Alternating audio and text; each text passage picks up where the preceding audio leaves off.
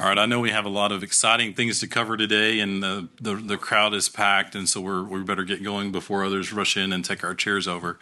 I'm Dr. Jeremy McMillan, president at Grayson College, and I'm honored to serve as the panelist and moderator for this. We have an outstanding panel of experts on higher education finance, particularly community colleges. And it's an important time to be talking about that because we know that we've gone through a lot of change in how that funding occurs, the timing of that, and what that means for us. A little bit of context for this meeting. I see a lot of community college professionals and friends in here, but this is training for also boards of trustees, new members of boards of trustees. And so with that in mind, do we have anybody that's a new trustee? So 2, 3, good. So welcome, and hope we give you a good overview of what's occurring in our space that helps you to perform your role and helps more students be successful. Thank you for your service as a trustee. It really matters to our students, as you heard in the previous panel. When we can give them the opportunity and they take advantage of that, we can transform the state of Texas. So thank you for that. I'm going to ask our panelists to go ahead and introduce themselves so you'll get to know them. So go ahead, Jeff. Jeffrey Chambers, Vice President, Administrative Services for Midland College. I've been with Midland a little over a year. I served previously with Northeast Texas Community College. Trying to get the mics on there now. Hi, I'm Tishka Thomas. I'm the Chief Financial Officer for Dallas College. And I'm Sarah Van Cleve, Chief Financial Officer for Tyler Junior College. And so for a little context, my college is the smallest college on the stage up here. I have 4,500 students, and Midland College has how many students? Just surpassed 6,000 students, and I think Tyler is next in order. A little over 12,000. 12,000. In Dallas, I can't keep up. 127,000. So that's important to know because we may approach this slightly differently because the scale and scope of what occurs in our institutions may be slightly different. And so take the nugget you can, but also remember local context really, really does matter. And so for those of you that are new to the community college space and or new trustees, for 50 years, we received funding from the state of Texas from a formula that was based upon when students were in their class on the 12th day of class, we were paid a reimbursement model from the state. I don't want to go through all the iterations of that and details of that. In the last 10 years, or really 13 years of that funding model, we added some performance funding to that known as success points. And so we've been exposed to success points and performance funding for the last decade. But this last legislative session, for the state funding model, all of our funding went to performance funding.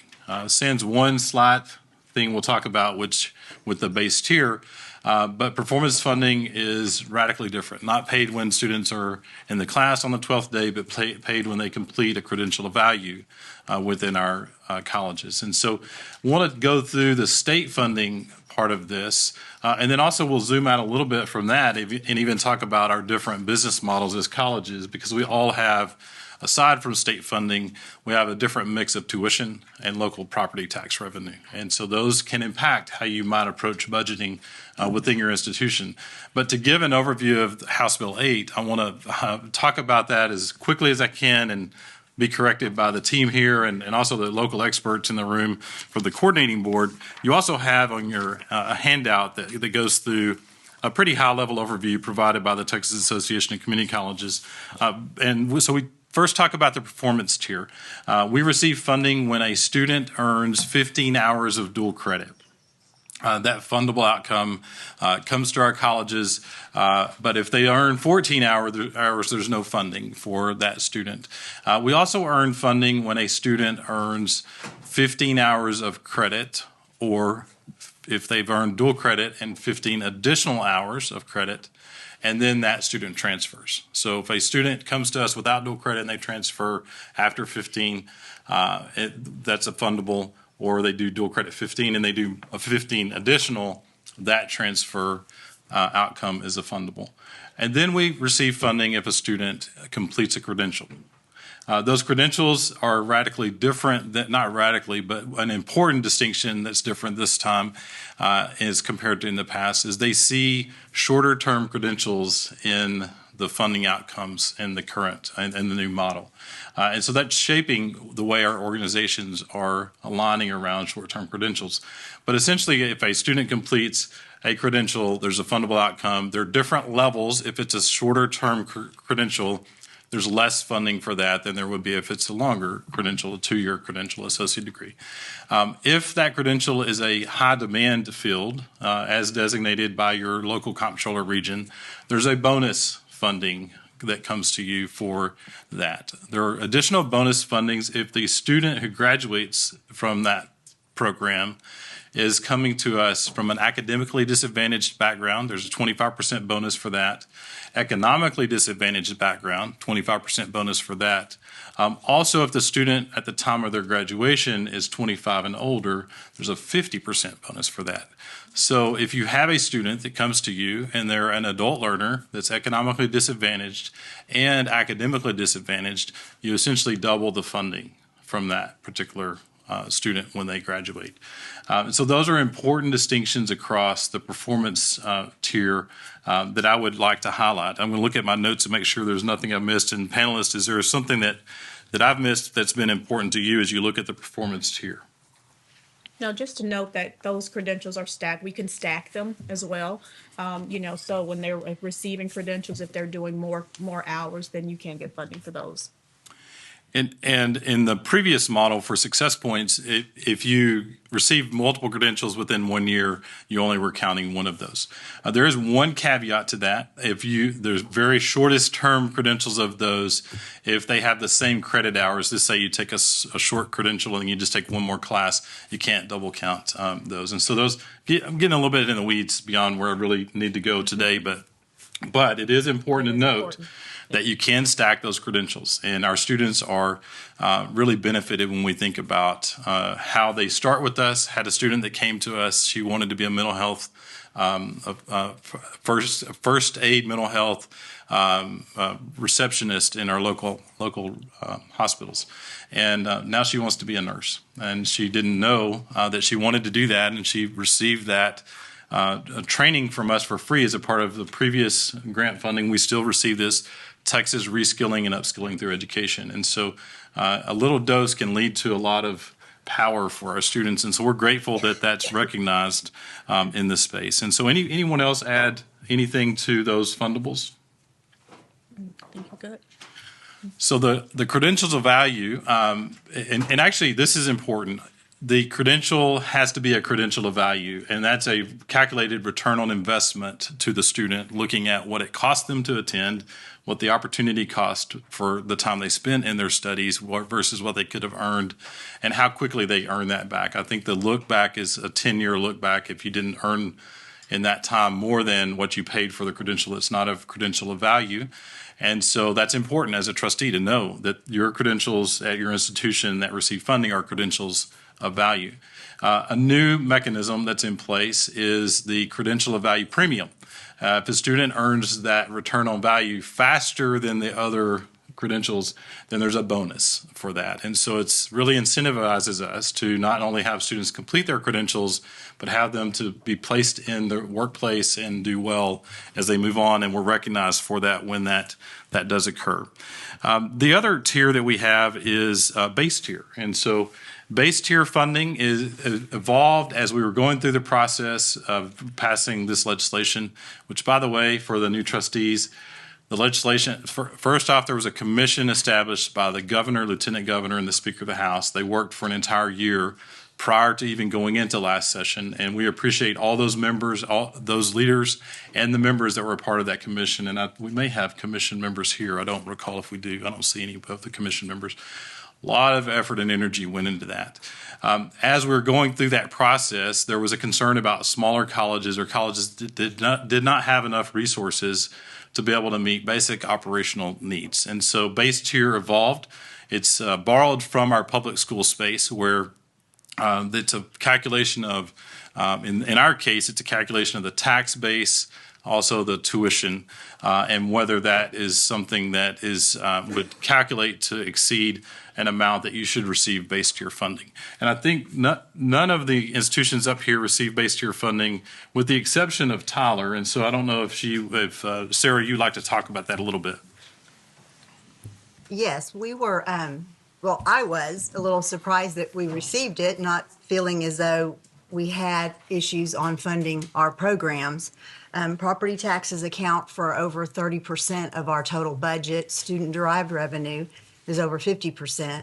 So we happily took the money. But I will say it decreased by about $500,000 this session, this year, and we anticipate it going away as our forecasts are better and as we get deeper into the model with more experience.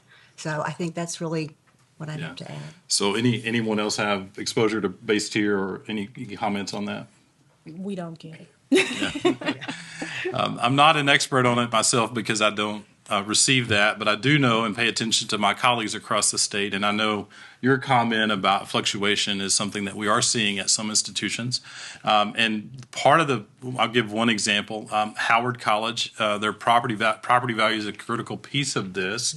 Their property value fluctuates based upon the gas revenue that comes out of those properties. And so when that fluctuates, it leads to fluctuation in this particular measure. And so it's important to know if you happen to serve on those boards. We look at this, though, funding as a total package, and there's the base tier and the performance tier are really critical components of making sure that we are able to move forward. And I think you received base tier funding, and we do talk about that fluctuation and how that goes forward. Speaking of other funding buckets that are in here, we talked about the 15 hours of dual credit, a fundable at 15 hours. But you heard in the last session the FAST program, what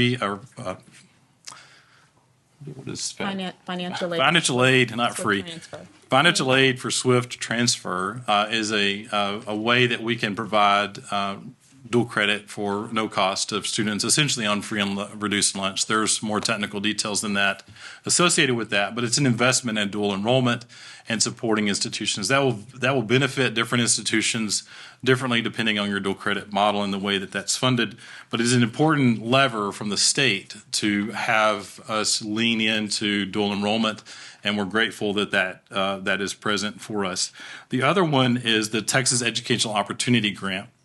That funding for our institution, we went from $400,000 to $700,000 per year. And importantly, we were able to, at that point, we were able to provide that to non-credit students in short-term programs, which previously were not possible. Still working on the details and rules around that and how we can execute that on our campus, but that's an important piece of what we do on our campuses. Beyond that, I'm going to pause there and see if there's anything else y'all would add about FAST or TEOG. For FAST, it is institution opt-in. It's not automatic. And because we all have such different models that we use for dual credit, we all applied it differently. For Dallas College, we waived tuition for all of our dual credit students. So we had an opportunity to participate in FAST, and that helped us to recover, some of that tuition dollars that we were waiving. But we do have a fundable rate for FAST. So if your tuition exceeds that fundable rate, you are not allowed to charge a student the difference in that amount. But like I said, for us, it was significant dollars that we were able to recover because we were already waiving the tuition. At Tyler Junior College, we were not waiving tuition prior to FAST, and so we sat back a year and we just implemented this fall because we really needed to run the numbers and see how it impacted the 26 ISDs we serve for dual credit. And so far it's going well, but like Tishka said, you do have to look at your institution and how you've been set up. Community colleges, all 50 of us, I think, delivered it differently for many, many years. So this really has helped align us and get on the same page. Yeah, for Midland College, it was we sat out a year and we were charging. So we started looking at it this summer really hard and made the decision to go. Well, when you make that decision, you can't charge any dual credit students up front because there's a waiting period. You have to submit students to the state. They come back with these students are eligible. So we started looking at that and the timeline of that, and we quickly found out that those bills very well may have gone out at Christmas. So we pulled back and said, you know what? For this year, we're gonna waive everyone, and then we worked more of a Fort Worth, Tarrant County model. So we do have a series of questions that I'll ask the panelists. And so first of those is, how does the new funding model under House Bill 8 impact community college budgets and financial planning processes? And so, Jeff, I know you had a lot of thoughts about that. I have quite a few, yes. That's what we do all at least on this panel.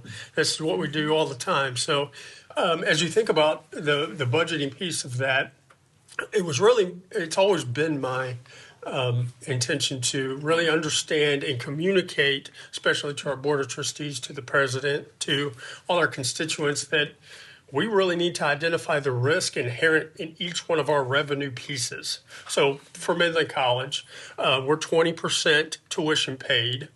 We're 67, almost 70% tax base, and then about 10% before performance funding came from appropriations. But within that tax base, 42 to 45% of that is based on mineral rights.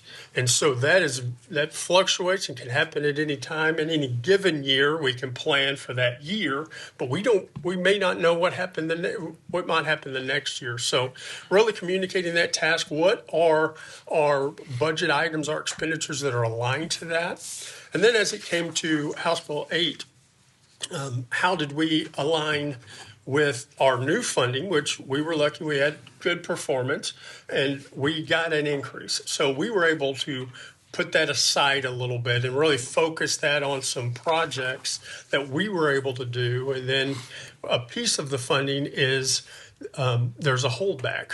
I don't want to say a holdback, but there's an approval piece for the piece of the budget that goes above the current allocation. So we are waiting for the state to tell us, yes, you can have that increase in funding. And so part of our funding is based on that. So we kind of held that out, and we're waiting. We have some projects lined up for that to attack when we get there. So. Yeah, I'll say it's definitely more dynamic than what we had with the biennium funding, with not having a set amount.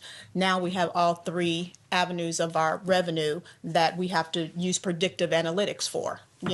And so that's a really key component to being able to sustain, your budgets and your planning, is to work very closely with your analytics team, but now for a different reason, right? Before, when we had legacy funding, we were just watching contact hours. So we knew at cert date, the contact hours, and it looked back. Well, this time we're looking back, but we're predicting as well, so that's huge. And so, for us, it is monitoring what we know our performance will be, because our allocations are initially on a forecast until they true us up. And so you have to be, really nimble and forward thinking about what your performance is, because if you are getting a set allocation and it's lower, but you overperform, then you should go ahead and base your budget accordingly. But be careful, because that pendulum swings both ways, because if you do, if you're not performing as well and you were overfunded, then you're going to be responsible for getting that money back to the coordinating board.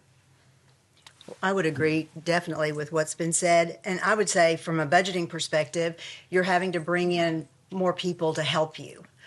You're having to bring in the analytics team, your institutional research, institutional effectiveness, so you can monitor the performances. And so I think it's now more of a collaborative effort than just something coming out of the business office. Mm-hmm. So they touched on a critical difference between the new funding mechanism and the previous funding mechanism. In the past, our state funding was based upon our performance during a count period of time. They took an entire year of data and allocated money to each institution based on their contact hours, and the institutions received that money each of the next 2 years. And so they took you just performed previously, and it really was a year and a half prior to that, and you might be 2 years out, 2.5 years away from your performance.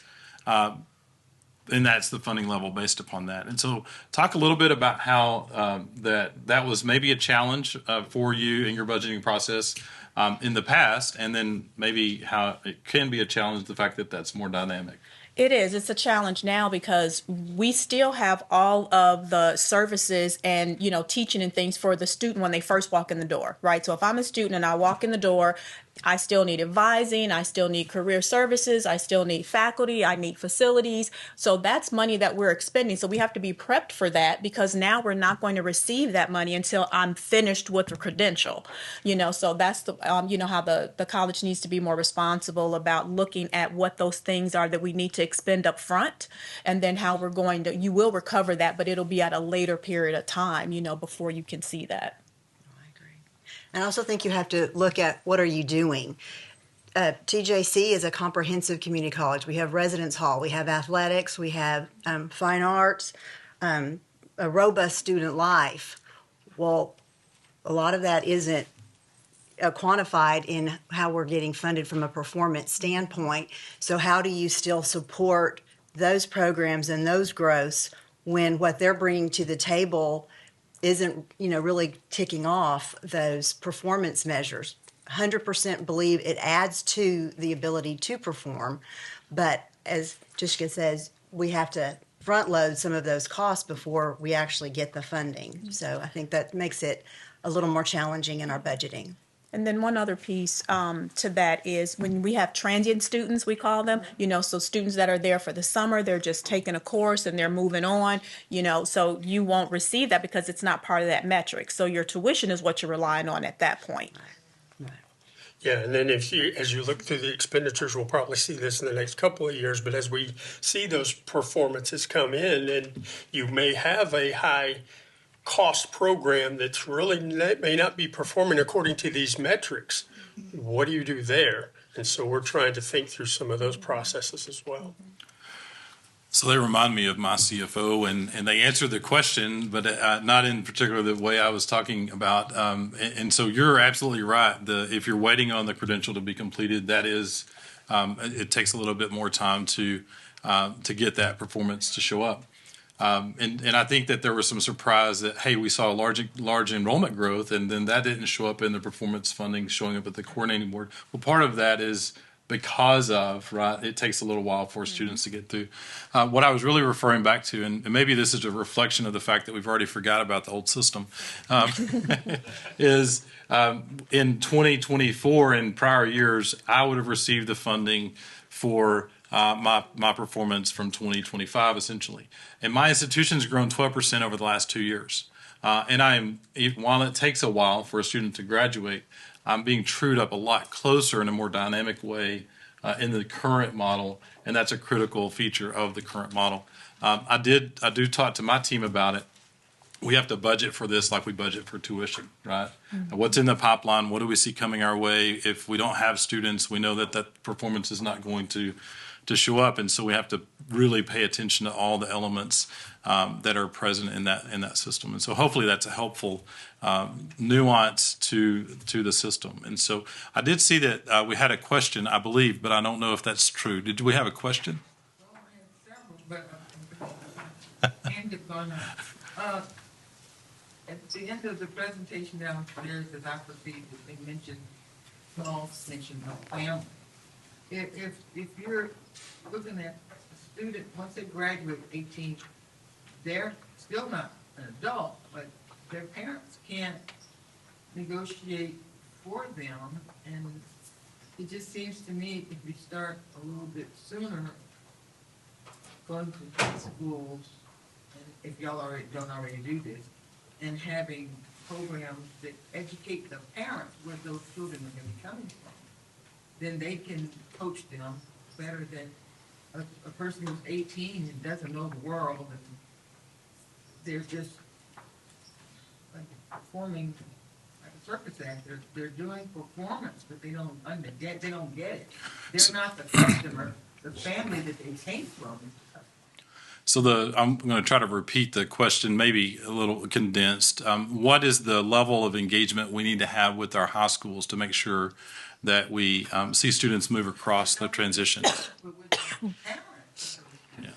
So students and parents. And so I can speak to that and how this particular innovation you're suggesting aligns with House Bill 8.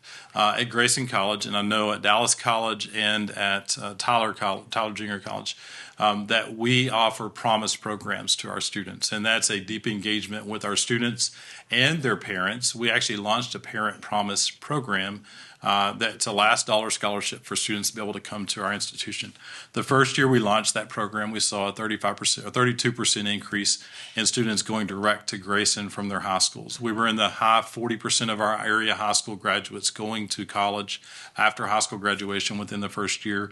This last year, at spring, we were at 55% of our students in our area going to high school. So we must pay attention to engaging those students. We are doing that also through our dual enrollment programs, but promise programs are a critical piece of that for our institution. That may be exactly what you would say. You may want to add to that. Yeah, it is. I was thinking parent promise when you said that, but I also think this leads into a little bit of a later question that we had when we talk about strengthening our partnerships and our community engagement, because as we're going out and especially providing training to our student services team so that when they go out and they're making the connection with the high schools and they're having those sessions to really engage the parents as well, to let know what they can expect with the students that are starting to come in either as dual credit or if they choose community college, post high school. So that relates really to the next question, and so beyond what we've already talked about, what can colleges do to leverage the new funding model to better support student success and completion? And so. Yeah, so in addition to, enhancing your student services model, making sure that you have career services, that you have people in that area that can really help the students so that they're not just taking hours without knowing what's going to happen when they're done with those hours, giving them some additional options on what they can do. If they want to come in and they want to transfer, then that's a metric for us, right? So then make sure that they're prepared to transfer with the proper number of hours, and then also, promoting equity, for underserved students and communities as well. Others? I would just add to that we just recently received a Title III grant, which allows us to put money aside for specifically student success, and have created a student success center and working with all the types of students and whatever they want to come in with, whether it's just a course and they're going to transfer out, or workforce, or traditional general academic degree, we're able to help them and point them in the right direction. Also, I think you hit on a good point with the dual credit and the early colleges. We already have a good presence in all of our high schools, so it's just really communicating the benefits of the FAST and the different new programs that are associated with House Bill 8 that I think are helping our families and students understand what they need to do. Yeah, at Midland, we had some of those things. We had a good presence in our school districts, but we even formed a college and community relationship division.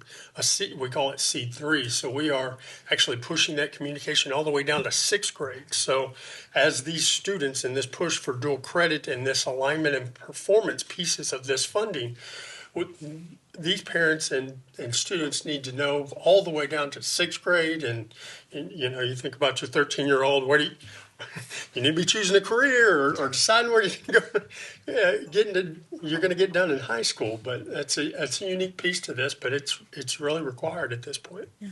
And then also, just making sure that we're implementing data-driven decision-making, right? So that we're making sure that our programs are aligning with what our metrics are. You're aligning your institutional goals, right? All of our institutional goals, graduate students, make sure they're successful. But now you really need to define it, right? Go deeper to make sure that everybody, and communicating that out, among your college so that we're all on the same page and understanding what's driving every single thing, that we're doing. And we talked about predictive analytics a little while ago. So we're looking at predictive analytics again as being that data-driven decision point, because now if you have an opportunity to look into a student's record, hey, wait a minute, this student is kind of leaning, let's lean into that student early rather than later before they make the decision to stop out on their own. Maybe there's something that we can do in advance to help that student. So at Grayson, my team is very adept. I was bragging about them on the way up on the escalator. Awesome team. Our first budget presentations, they already started using the new funding model language. If we have a transfer coach, we can pay for that coach with this many students additional transferring, and so build stronger partnerships. If we have a graduation coach, we can fill in the blank. We're actively trying to determine how we engage in co-enrollment models with our local universities, and so we're interested in learning more about how we do that. And so I think all those things will help our students be successful and be able to help them move on. And so we do have one question. I'm sorry, I'm not able to communicate what I mean. When I'm talking about parent connection, I'm talking about what I perceive capital idea does. It tries to promote education of the parent. Then those children see their parents going to school. Then they're excited about becoming a graduate. My mom did. In my own case, my mother had 10 children. Then she went back to college. And we all got to see her go to college. So it was like, we got to go to college because we've seen her do that. And if somehow there was a way, maybe 10 years from now, 20 years from now, if you're going to turn around the statistics of categorizing kids by whether or not they are free or reduced lunch, because that means they're low income, but if you would provide training for that parent, then they can bring the kid along. So that it upgrades the whole family towards being a career. It might be a career that didn't start to 35, but it just life changes the whole dynamic of that household versus just focusing on this immature child that's 18, 19. They still don't know, but if they see their parent being able to go to school, they're going to school with them. So the comment, this is being recorded for others to look at later. So the comment is about, again, the parents and making sure you engage the entire family in the educational. Career opportunity. And so what we're seeing in our space is making sure that students have the opportunity to earn and learn, work and go to college at the same time. We are launching through the support with the Commit Partnership and the Greater Texas Foundation an Adult Promise program, trying to determine how we can do that more broadly than we already do. Our current Promise students focused on high school, we did offer that to the parents of those students as well. We did see in the sector, though, a decrease in adult learners engaging with community colleges. And so how do we turn that around and making sure that we do that? But it's important to do both and adult learners as well as young adults. The challenge with youth, the data show, if they don't attend within the first year after college, the opportunity for them to earn a baccalaureate degree is substantially lower. And so we know that continued momentum at that juncture in their life is really, really important before they get a truck payment or a house payment or those sort of things. But even those students need to learn and earn at the same time. And so we're having to do a lot of things around meeting basic needs for our students. And I believe all of us are doing that. And it doesn't seem to be a normal thing a decade ago to talk about meeting students' basic needs. But when you can do that and you help that student build momentum to completion, that shows up in our funding ultimately through the completion. So It does, and I think when we talked about, promoting access and equity, that is handled a few different ways. So when we're talking about we talk about promise for parent promise, that's institutional, funding for that parent to be able to go to school. One of the tiers for HBA funding was TEOG, right? So that's additional scholarship dollars that we have available.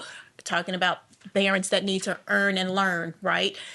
We need to think about how to do more flexible course scheduling, right? Not every course can be delivered in the same modality. It has to be versatile, right? We need to think about online students. We need to think about them going online. Think about evenings after the parent is done working. And so those are things that we're able to do to be more agile in the space in order to be able to reach those parents. Again, it's all types of students and meeting those needs, and it's certainly true when you see a younger person sees their a parent go through college. It is a very powerful source for their life and their future. And so for us at Grayson, and I should know this, but I don't. But for us, the new funding we received through House Bill 8, TEOG, FAST. Well, FAST is not in this number. So House Bill 8, TEOG, the new model for funding coming from the state led to about 1.1 million additional dollars for our college, based on the performance that we had at that point. When you have additional dollars show up, how do you leverage those dollars and making additional decisions to help students be successful? I've given a few examples from our college, but what was the amount, and how have you leveraged those dollars to help students, in particular those from underserved populations? Yep. So we are trying to do just that. So provide more of those wraparound services. But for us, we found it was more of an education, not just to our people, but also to our students of what we had to offer. We had individuals going to advisors, and they may know about this service or that service, but they were there primarily to say, okay, here are the classes you need.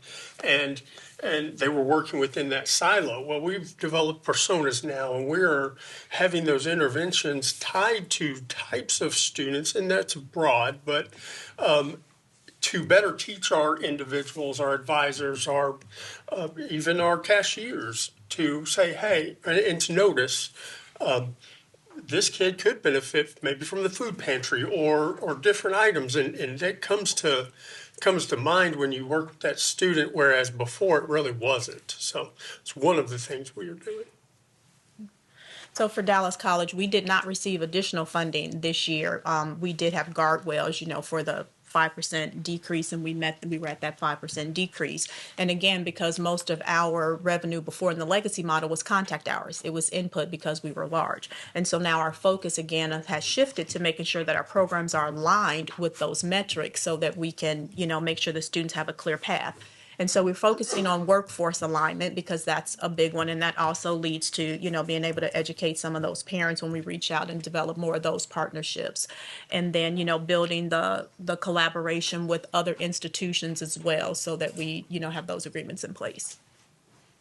At TJC, we received approximately $2 million more, and we really put that back into those student services to support the students at different levels, whether it's at workforce or in our dual credit offices.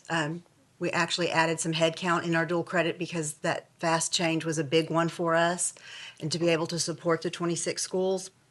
And I would say workforce, we really noticed we were a little behind in our collaborations with all our workforce, and really House Bill 8's really been a good genesis for us to get out there and really work with them and enhance our partnerships and collaborations with our workforce partners. And I would add on the adult learners, as it is a metric for us, you have some financial incentive to do more marketing, to do more thinking, how do you have the flex schedules? How do you work around their schedules, not just our schedules? So I know we've put some money in marketing for that as well, and really targeting that area and taking a look at us, at how we do things so that we can better support all types of students, not just our traditional right out of high school. So it's good to hear the types of ways we're using the additional revenue as administrators and also as trustees. We're in a new model, and looking at the data is a really important activity. At Grayson College, we received 1.1 million additional the first year. Second year, it looked like there would be a large decrease, several $100,000. We looked at our data, and it showed that we were decreasing dual enrolled students earning 15 hours of credit. At the same time, I knew that we were increasing the number of students enrolled in dual enrollment. And we had a reporting issue that led us to resolve that and be essentially flat funding to the prior year. And so paying attention to those types of things is really important too, and being able to look over those and make sure that you're not unintendedly not capturing the new revenue. Mention the short-term credential space. That is an area we have not done a lot of reporting to the coordinating board on, and we are working to get better at doing that. And so your institutions are growing in that way, and the state is growing in that way where we know we have better data around that, and it supports those partnerships that you mentioned with our community partners, our industry and business. And so that's an area where we are kind of rewiring the neural network about how we report that and what that funding mechanism looks like coming to us. And so you mentioned this, Sarah, the new funding model impacts our collaboration and partnerships with other stakeholders like universities, employers, and workforce development organizations. So talk about how that's worked for you guys as you engage your various university or community and employer partners. Okay, so what we have been able to do is, as working with our partners and kind of what they needed, coming up, an example, we're deploying a new ammonia program in our workforce technology courses, and that allowed us to facilitate the need of probably about 5 different industries in Tyler that needed that, and it was because of House Bill 8 and the way we can stack the different short-term degrees, certificates with the AAS that allowed us to facilitate a great new program. We're working through our coordinating board paperwork, but not only that collaboration with the community, we really have had to work with our internals because we did not do a lot of the occupational skills award and those shorter term degrees. So really working with our internal constituents on how do you do that, how does it look, and it's not from our side, it's the same courses, you just package it a little bit differently, but it meets the needs of your industry partners because they pretty much want a quicker turnaround than a 2-year program. And so that's really helped us in our communication to work with them and be more nimble. Heretofore, our continuing ed courses were more nimble than our credit programs, but now we're seeing you can utilize those OSAs and some different shorter term credentials to be a little more nimble and to really facilitate their needs as well as looking to achieve our goals under House Bill 8 and our metrics. So I think partnerships are more important than ever right now, but we have to be vocal. We have to get out there and make sure that the employers are aware of the value of community colleges. You know, it's not just that we are educating their future workforce, we're able to educate their current workforce. We're not targeting just the 18 to 22-year-olds anymore. We're targeting that middle skilled person that wants to skill up, or that employer who, you know, who's having some changes in the market. And so that's where we need to make sure that our programs are aligned with whatever our market needs are for our particular regions, you know, so that we can get those students in the door and make those partnerships with the employer. We have a contract with Amazon. We also do something with TI. And so they send us cohorts to train them and then they go back to work, you know, so it's really about targeting some of those existing staff that they have and, you know, showing them what we can do. Yeah. I'd reiterate all of this. Collaboration has become vastly more important as we've started looking at our funding through this model. High demand fields, for example, you get a premium for awards within a list of high demand fields, and those are unique. There's a set of 10 at the state. There's 5 for regional identified as well, and one of ours that were identified was a construction trades certificate and pathways. Well, we currently didn't offer that. Well, we started looking at that with our workforce partners and talking to possible students, and they said, well, why would I go to school? I can go learn on the job and make money. And so we're trying to now work with RISD and how can we work that into dual credit training so that they're ready when they come out of high school. So that was one of the pieces that took workforce and ISD, you know, collaboration.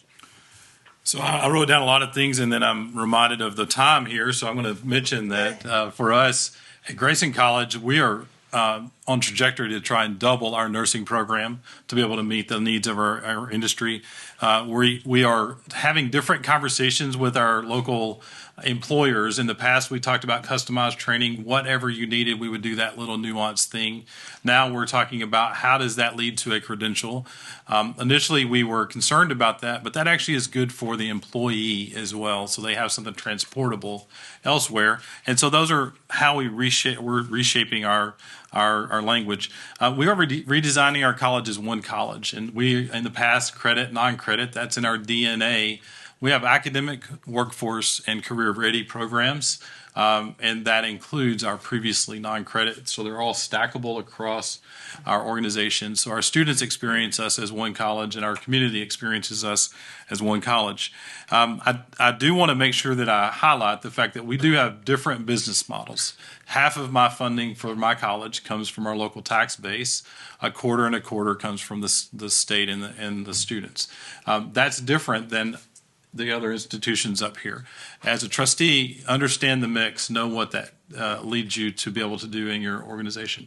Additionally, Grayson College has the largest percentage of career tech education programs by enrollment of any community college in the state. Those are expensive programs.